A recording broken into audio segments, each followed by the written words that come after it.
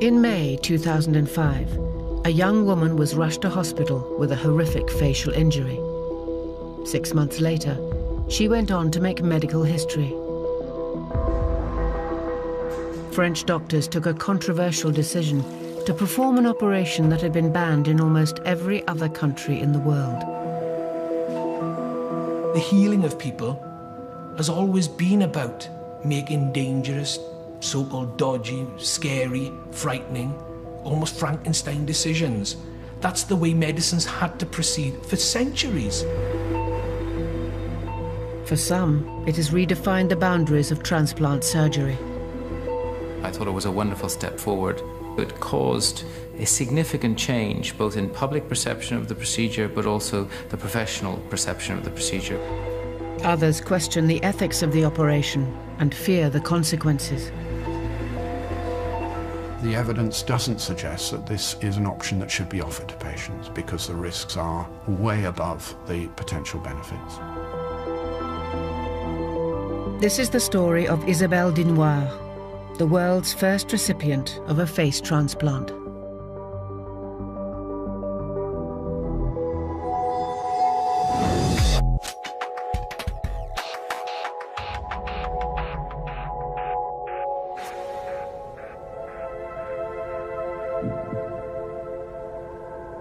Early last year, 38-year-old Isabelle Dinoire was admitted to hospital in the French town of Amiens.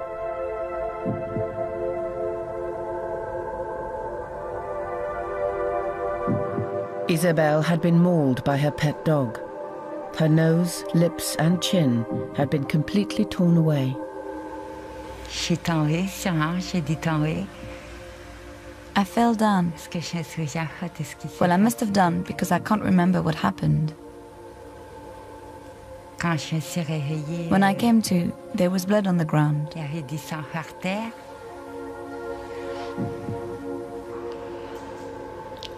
I tried to get up, to stand up, but I couldn't manage it.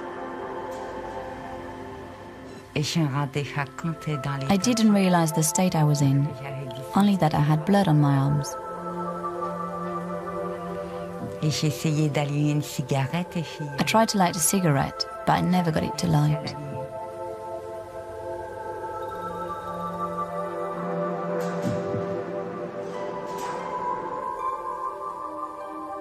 This woman turned up one day on a stretcher. It was 3 weeks since the accident. A dog bite that took off the lower half of her face. She had no longer any lips, nose or chin. It was all exposed. She had a loose bandage over it and a stomach tube feeding her. She couldn't take anything into her mouth. With such severe injuries, Isabelle simply hid from the world.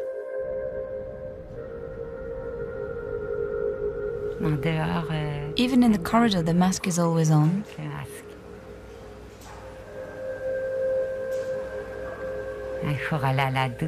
Even to go to the shower, it's on. The first time I went outside, in some ways, I was happy to go out, but in other ways, I was frightened to leave the hospital. At the start, I cried every time I went out. Some people don't say anything out of the ordinary. They say hello, they talk. Other people look and shrink back. In the shops, some people even hide out of the way.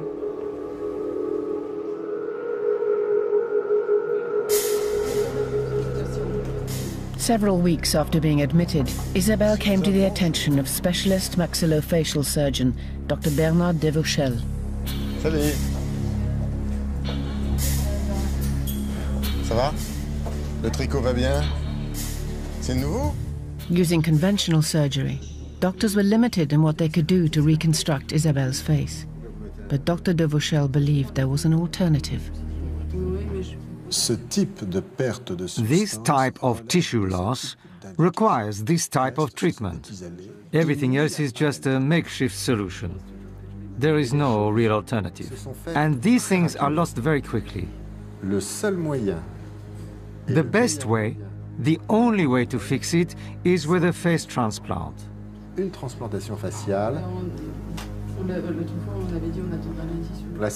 The only thing that came up for discussion was that maybe our idea was a bit crazy. Were we going to go all the way with this, since it was the first time this opportunity had arisen?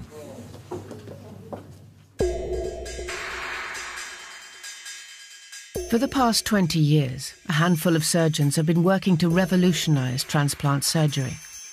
They've been fighting to convince the medical establishment and reassure the general public that face transplants are nothing to fear. In what became known as the face race, teams of doctors in America, Britain and France all declared themselves to be ready and waiting to perform the first operation.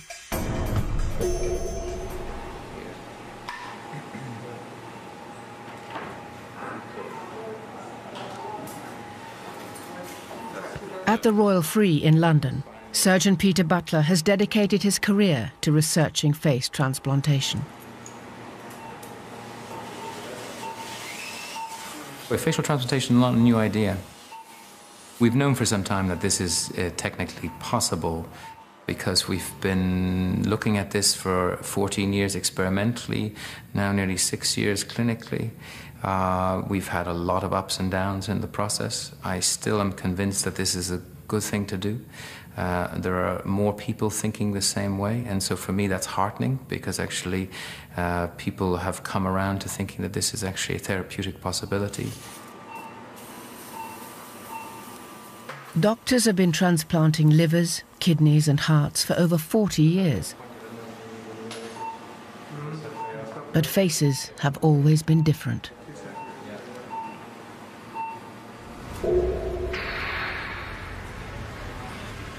They are seen as a sacred and untouchable part of our identity.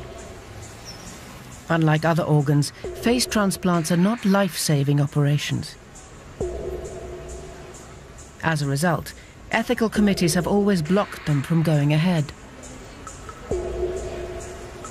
20 years ago, a professor of plastic surgery mentioned this at a presentation and caused outcry, as in he felt it was a very logical thing to do. He went on Reuters and news agencies and whatever. He got hate mail. A lot of the profession were very doubtful about this as a reconstructive technique.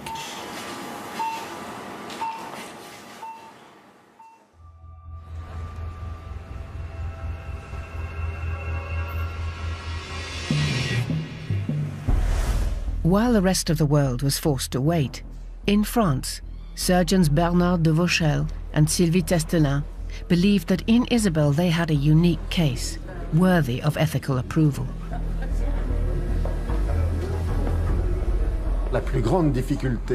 The biggest problem was not one of surgical technique. The biggest problem was putting our case forward to the authorities. Therefore, we had to fight to put forward a project that would be acceptable to them.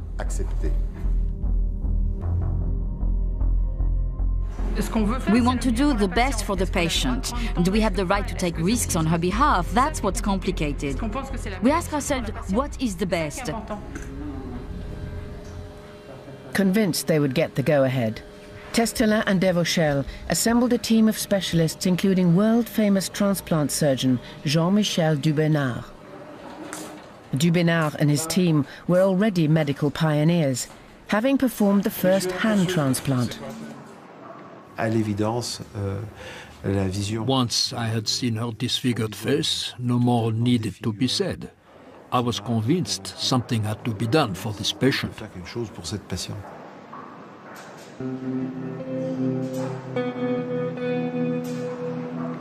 While Isabelle waited for permission for her transplant, doctors were worried that her condition was deteriorating. Her muscles had slowly tightened, making it difficult for her to open her mouth more than a few millimeters.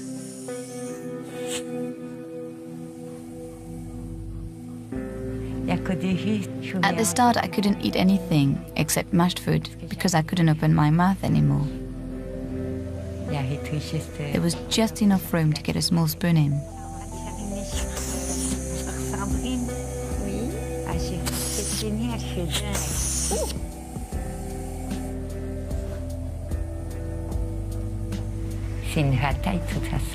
Whatever happens, it's a battle. I've made my choice. Even if I wanted it to, the part that's missing would never come back.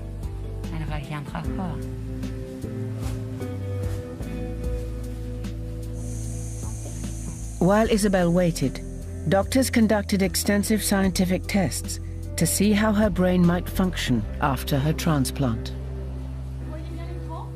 She's seen that there's still a little area in her brain which used to make her lips move, but her lips just won't move. Yet she knows there's something going bang bang in her head. She feels her lips move when she does her exercises.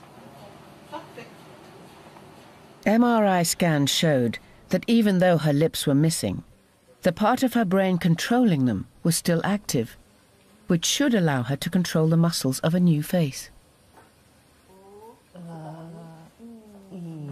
With daily physiotherapy to prevent her condition from deteriorating too far, all Isabelle could do was wait.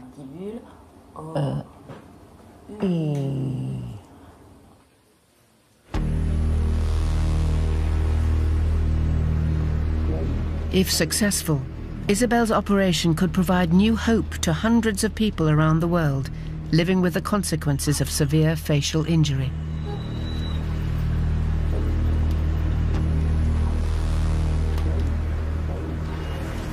5:15 sharp, I leave work. I didn't know what was going to happen next, God knows, 5 minutes. In February 2005, Sundi Punjan was 22 years old and looking forward to her wedding day. She was on her way home from work when, in a completely unprovoked attack, she had acid thrown in her face.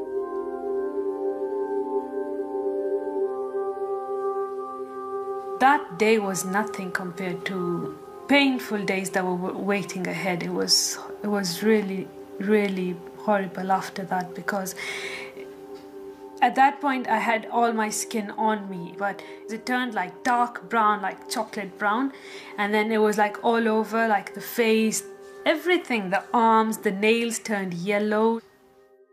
I went to the Falklands. I was with the 1st Battalion Welsh Guards.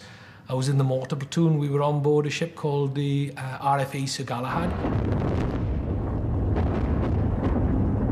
Simon Weston was just 20 years old when his troop ship was struck by Argentine missiles.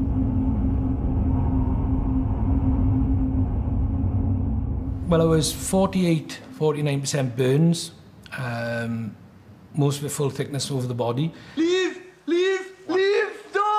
No! Quiet, lad, but just one move, go. Beautiful. My heart stopped beating twice, apparently, so I'm told. Not that I was around for most of this, I've got to be honest about that.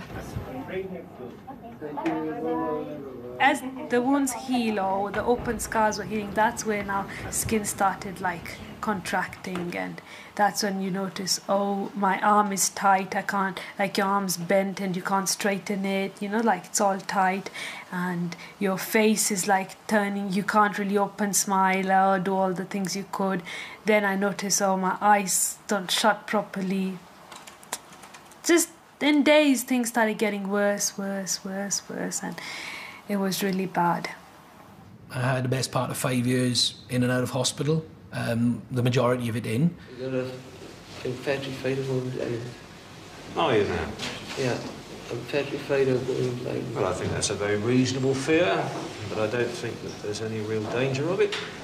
It was a very lonely and depressing and isolated state. I became very seriously involved in drink. I had post-traumatic stress disorder, which I didn't realise. But on top of that then came the depression, and then suicidal tendencies and thoughts, up to the point where I almost took my own life. I wish I could just close my eyes now, get up in the morning, and as soon as I get up I want to see my face in the mirror and I look like I was before. And I don't want to see any patchwork on my face, I don't want to see any, you know, mark on me. I just want to look like I was and say, I'm ready to go home and go on with life, but it just doesn't happen.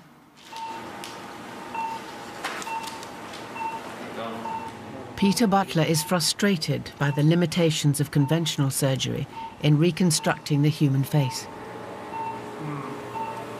The skin of the face is very specialized. If you drop a line from your hairline down to your chin, you'll go through at least 5 to 6 different thicknesses of epidermis and dermis, different numbers of hair follicles, sweat glands, pigmentatory changes in the skin.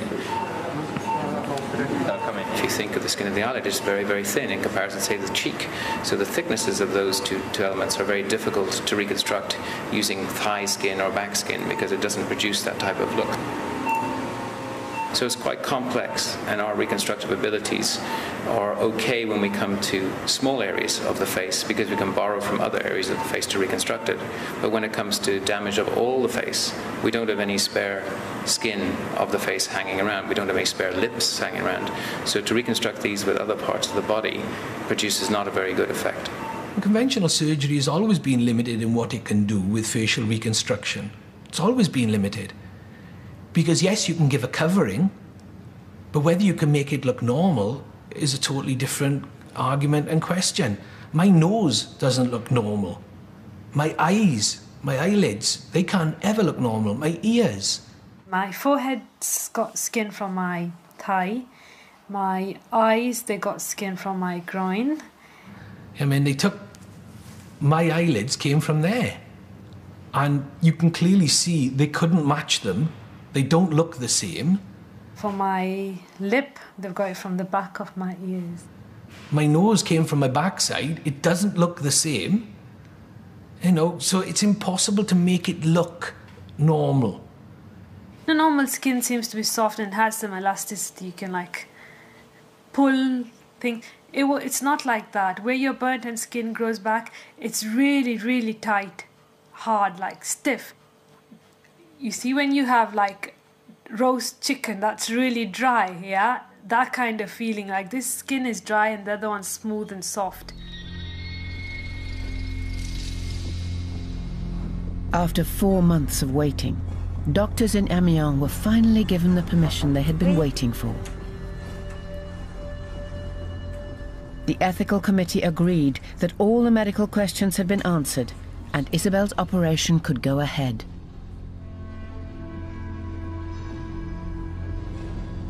Now Isabelle would have to begin the long and difficult wait for a suitable donor.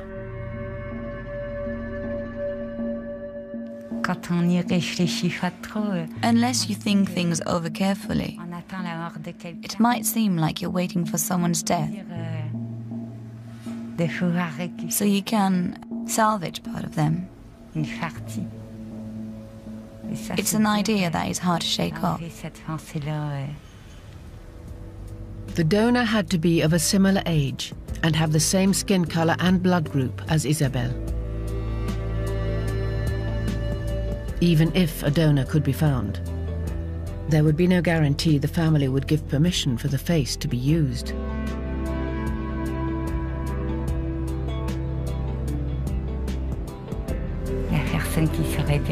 Nobody can tell how long it's going to take.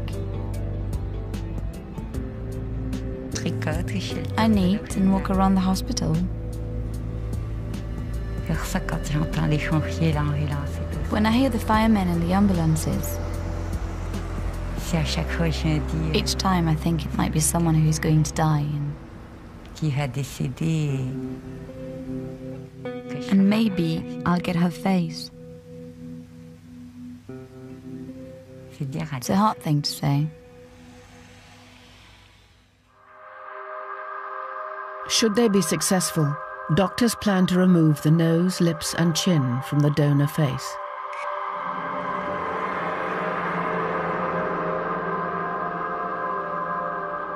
As well as the skin and the underlying muscles, arteries and nerves would have to be carefully detached and connected to Isabelle's own face in a 15-hour operation. The operation would be a first, but the surgical techniques have been established for decades. During the Second World War, surgeons operating on a group of severely burned airmen, known as the Guinea Pig Club, used skin from different parts of the body to rebuild the face. with remarkable results.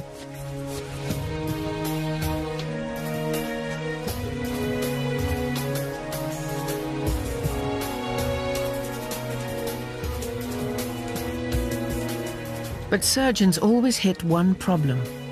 Whenever they tried to transplant skin from one person to another, it would always be rejected. We thought it would be impossible to transplant skin in a human because of its antigenicity. In other words, it was very likely to undergo a rejection process. Clint Hallam, the first hand transplant, disproved all of that.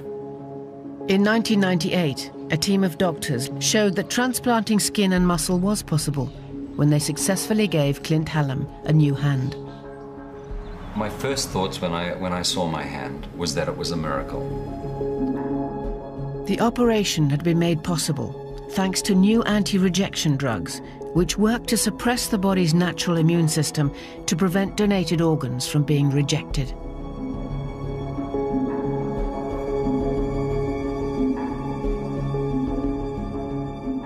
Immediately after the operation, the hand was very, very successful. It looked very, very healthy. There was a short rejection period, some 6 weeks after the transplant. And probably for the next 12 months, the hand was functionally doing well. I could hold a teaspoon. But the immunosuppressant drugs had such devastating side effects that Clint failed to stick to his drug regime. Can we have a look at the hand and just see what's happened? All the way through the past 2 years and 5 months, there has been a constant small pockets of rejection. What we're looking at here now is a rejection episode which I call number 22. The doctors probably call it about number 4 and number 5. Only 2 years after his operation, his hand was rejected, and he returned to doctors asking for it to be removed.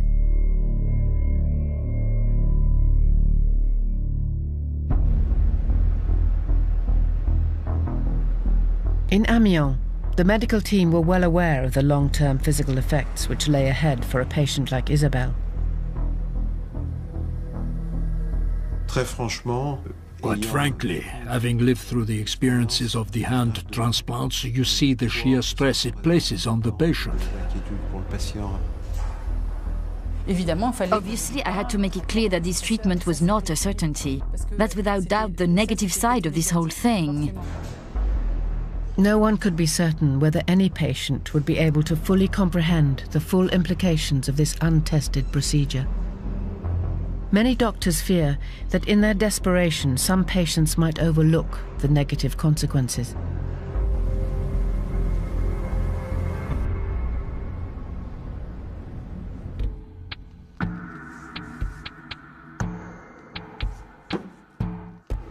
Nick Parkhouse has been a reconstructive plastic surgeon for the past 25 years. He doubts whether a face transplant would be in the best interests of any of his patients. The problem with face transplantation remains the risks of immunosuppression. And at the moment, there are a lot of side effects with the sort of doses and the sort of drugs that need to be used to prevent the rejection of a large amount of flesh. They include cancer, which is obviously something which to be taken very seriously, given that you have to take these drugs for the rest of your life to stop the face being rejected.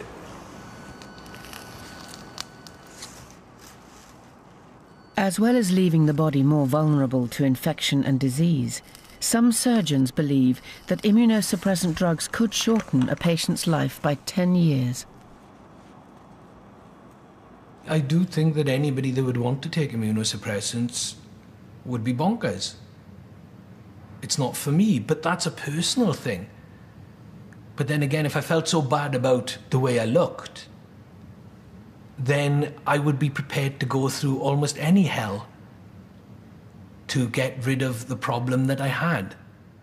What's a life when you know I'm going to live till 100 and you're hiding in a room without a face?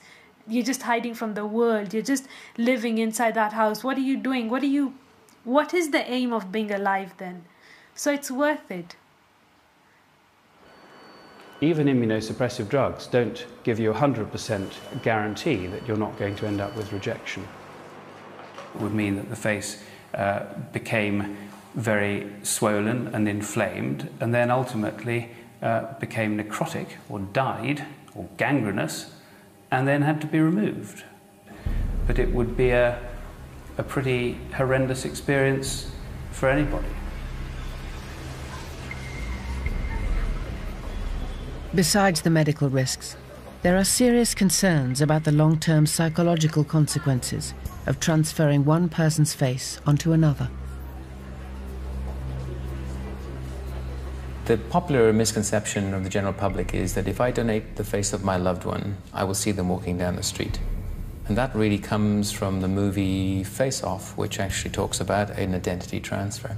And in looking at the face, if you take the skin envelope off a face, which is pliable, and put it on the facial bones, it'll remold over those facial bones to give you most of the features from the facial bones beneath, but the skin tone and texture of the transplanted skin. The computer graphic shows how a skin envelope is removed from the face of the donor on the left and placed onto the underlying bone structure of the recipient. The result is a new transplanted face, which is a hybrid of both faces combined. Photographs give a better idea of what the final outcome will be. The new face in the center has a distinct appearance, but looks more like the recipient on the right than the donor on the left. But some people remain unconvinced that taking on the face of another will be an easy thing to get used to. James Partridge was just 18 years old when his Land Rover caught fire. This is what I saw the first time that I looked in the mirror. Pretty shocking, and I wasn't able to look at the full mirror, actually, when I first looked. He understands better than most the difficulties of adapting to a new appearance. Psychologically, taking a new face, somebody else's face on, is going to be difficult. It's difficult enough to adjust to your face being damaged and then surgically repaired and reconstructed. If you imagine looking in the mirror and seeing not your face but somebody else's staring back at you, will you like this new person that you're looking at? Will you be able to take it on and be this person?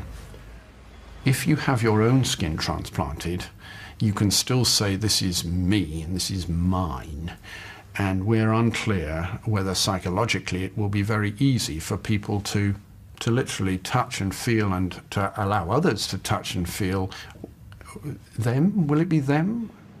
If somebody can get used to looking like this, I'm sure they can get used to looking like they would with a different skin face. It's easy.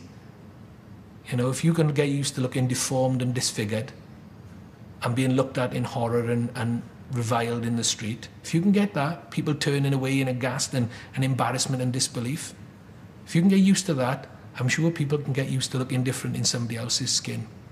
I don't think that's even a problem.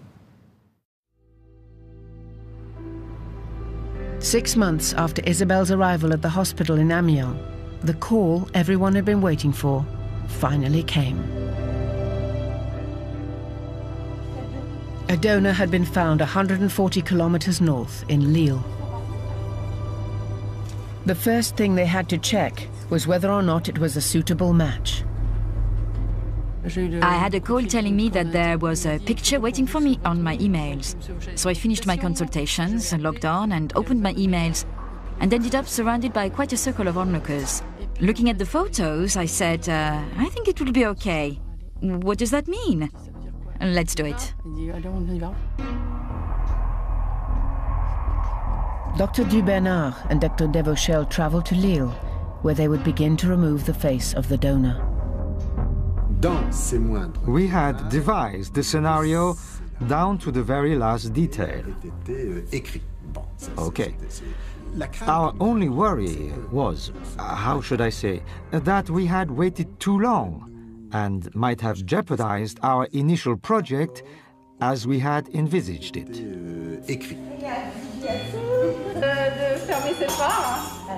While one team was working on the donor in Lille, in Amiens, another team had already begun to prepare Isabelle to receive her transplant.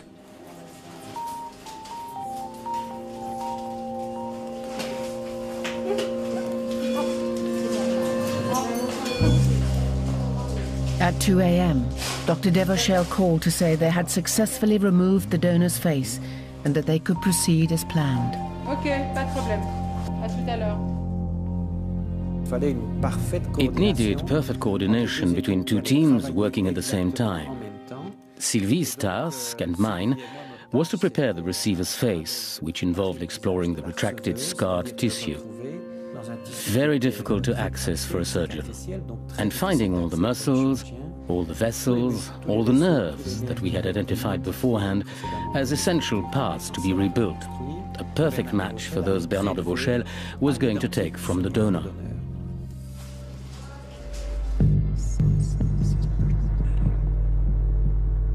At dawn, Dr. Dubernard and Dr. Devauchel returned from Lille. They then had just a few hours left to connect the donor face to Isabelle's blood supply in order to prevent it from dying. Un accueil sombre, comme d'habitude. Non, mais vraiment, un prélèvement de moelle. Impec, hein?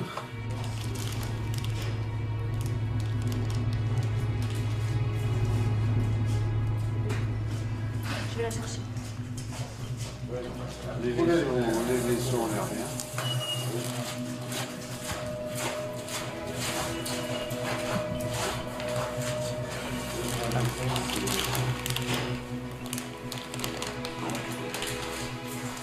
The tiny veins, nerves and arteries were dissected under a microscope.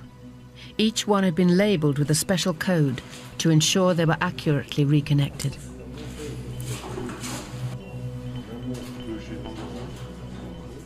The face was then ready for attachment.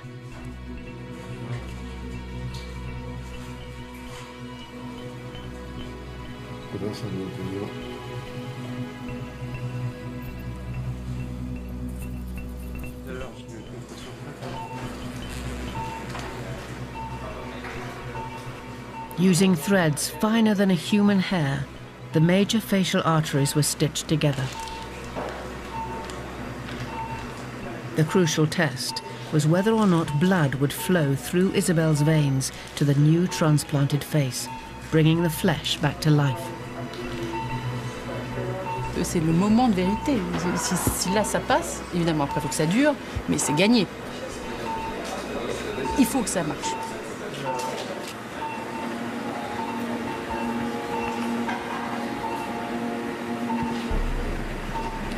Au moment où on déclampe l'artère, où la circulation se restaure, c'est un moment extrêmement intense sur le plan émotionnel.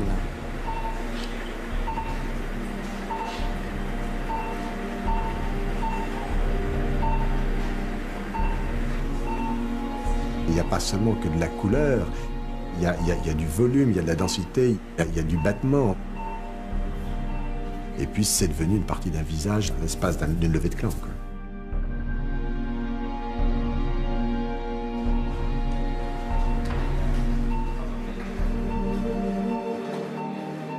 With all the veins and arteries attached, the skin was finally stitched back together. Quelque part, il y avait quelque chose d'un petit peu magique qui se passait. Et à ce moment-là, le chirurgien cesse d'être un chirurgien, il redevient un homme.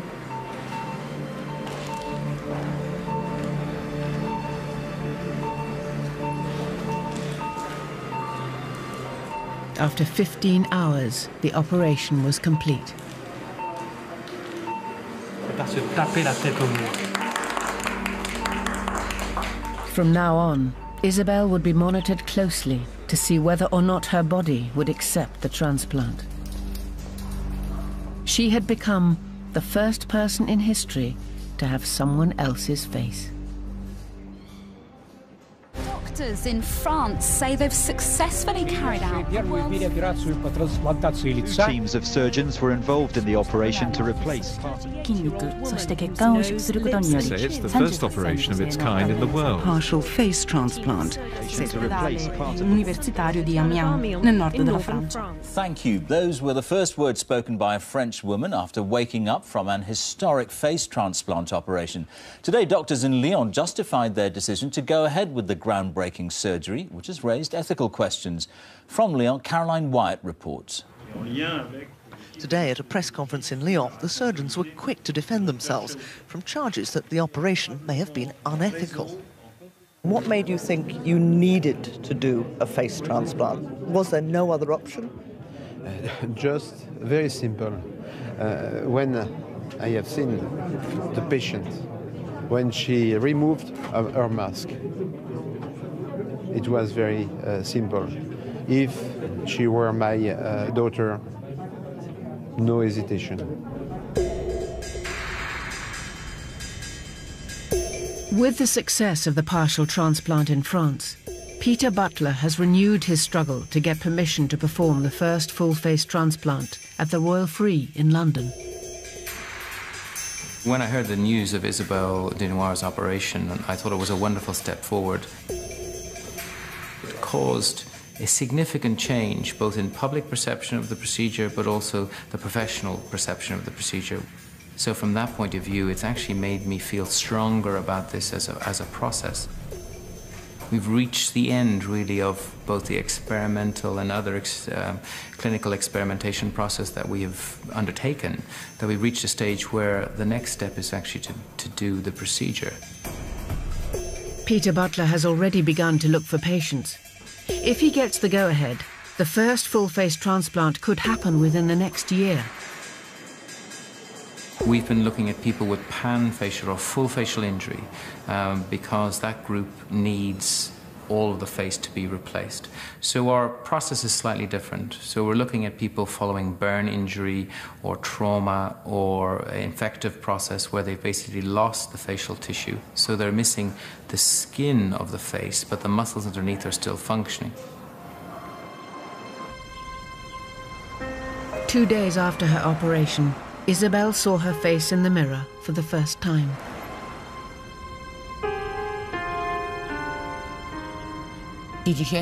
Sylvie gave me the mirror. I was scared to look at myself in case it hadn't worked, but when I did, it was already marvelous. I couldn't believe it. I thought it was going to be all bruised and swollen, that it was going to be ugly, but it was already wonderful.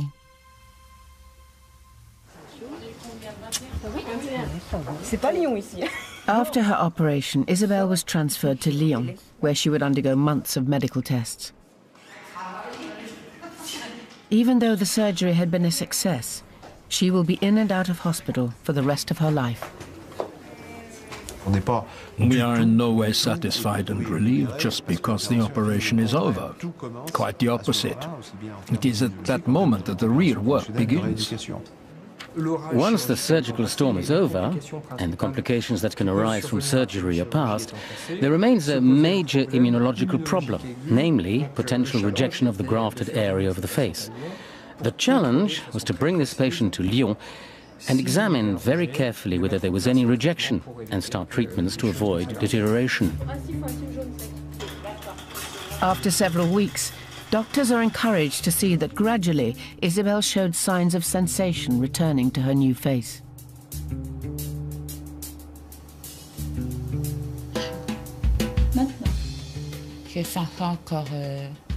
They did some tests a week ago. I still can't feel heat or cold, but I can feel it when my lips are pricked, and I can feel them moving. And lower down it prickles a bit or itches.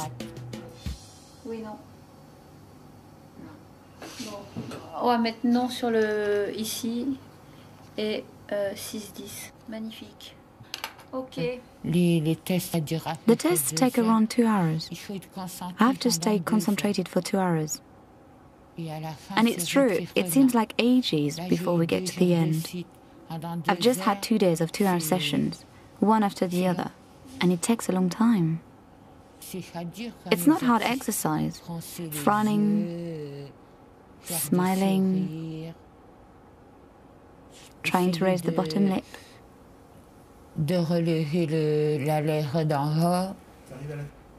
Because little by little, I'm beginning to resemble what I was like before.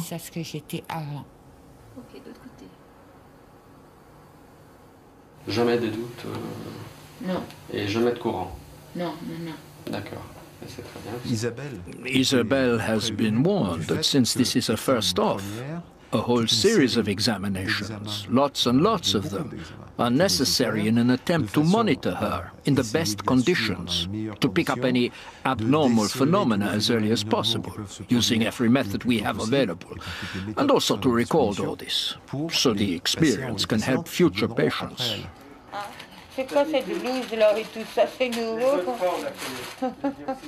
If we look at hand transplants, between the 58th and 85th day, all our patients have encountered minor rejection problems. As in most hand transplants, doctors detected some signs of rejection, but increasing the dose of her medication quickly brought the episode under control. I managed to take my treatment all by myself. I've drawn up a calendar with the name of the tablets and all that. And I prepare all my own medication. That's one good thing. It's a big step.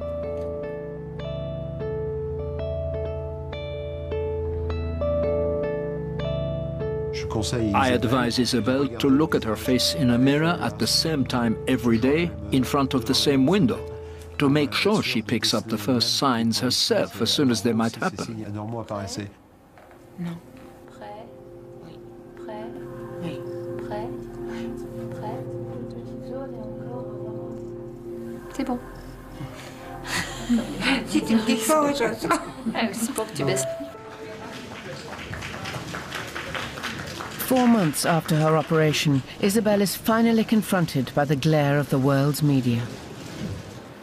Since the day of the operation, I have a face like everyone else. Now I can open my mouth and eat. I can now feel my lips, my nose, and my mouth.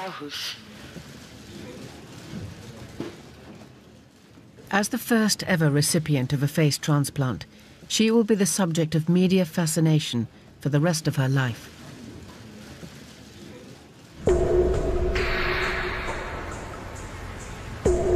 With proof of the feasibility of face transplants, a second partial transplant has already taken place in China.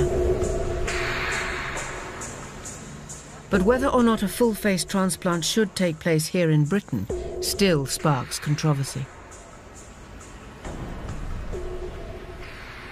In order to prepare the face for transplantation, you have to remove from the brain-dead donor all of the skin, the fat, much of the facial muscles, if that's what you're going to transfer as well. Just think for a moment of what that brain-dead donor would look like after that is removed. And that is what one is going to have to prepare the recipient to look like in order to receive the face transplant. And if they then lose that transplanted face, then they are going to be very, very much worse off than they would have been if they had stayed as they were. There is a stage in all processes where you have to take that step, and in fact, looking at the history of transplantation and medicine, at some stage they reach a point in all experimental process where you say, okay, now is the time to do a human transplant. The Royal Free Ethical Committee have reconvened to consider Peter Butler's application. They are due to make an announcement in a matter of days. Even if permission is granted, it remains to be seen how many patients will want the operation. If it had been available, I would certainly have considered it. I would have weighed up, as I did with all other surgeries, I would have weighed up the risks and the benefits. I'm absolutely sure that in the present circumstances, with the present balance of risks and benefits, I would not have chosen face transplantation. Very possibly would have considered it, thought about it in years gone by. But it was never an option. So I've got to keep it real and say it wasn't an option, so I don't really know. Might have, might not have. When it happened to me, it was like, and I looked so much bad, and had someone told me such a thing, I'd be like, I wanted another face and I want to get, you know, like, rid of this ugly face. If I choose between either sitting there disfigured and living a life, or I can take this opportunity to have the face transplant and get a chance to maybe live a life again, I wouldn't think twice but pick on the face transplant.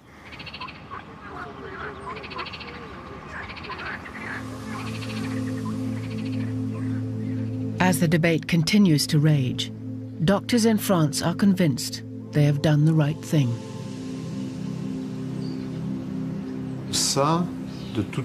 Of all the people who have a very poor quality of life or experience difficulties because of their injuries, only a small number of them will require a transplant.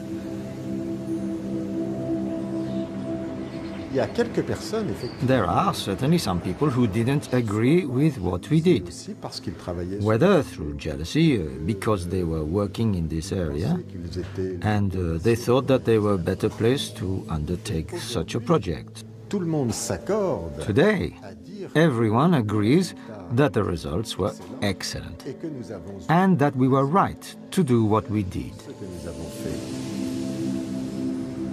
Was it possible for her to live without a face?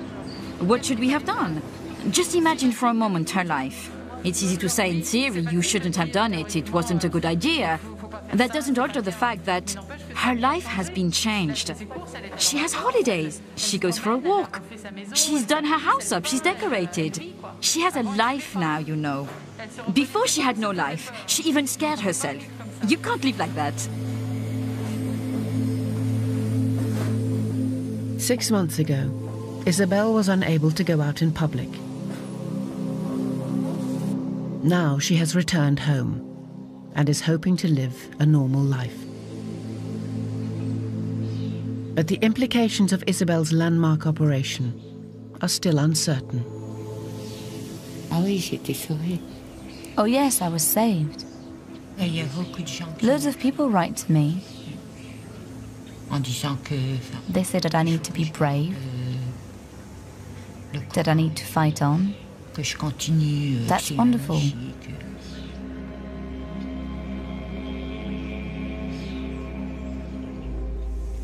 It's a sort of miracle.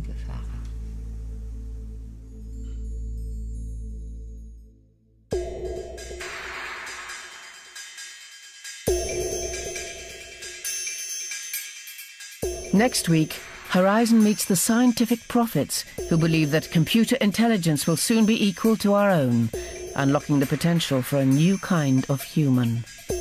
And that's at the same time, 9 o'clock here on BBC Two. Tomorrow, children and fathers coping with the loss of a mother. My Heart Belongs to Dad at 9.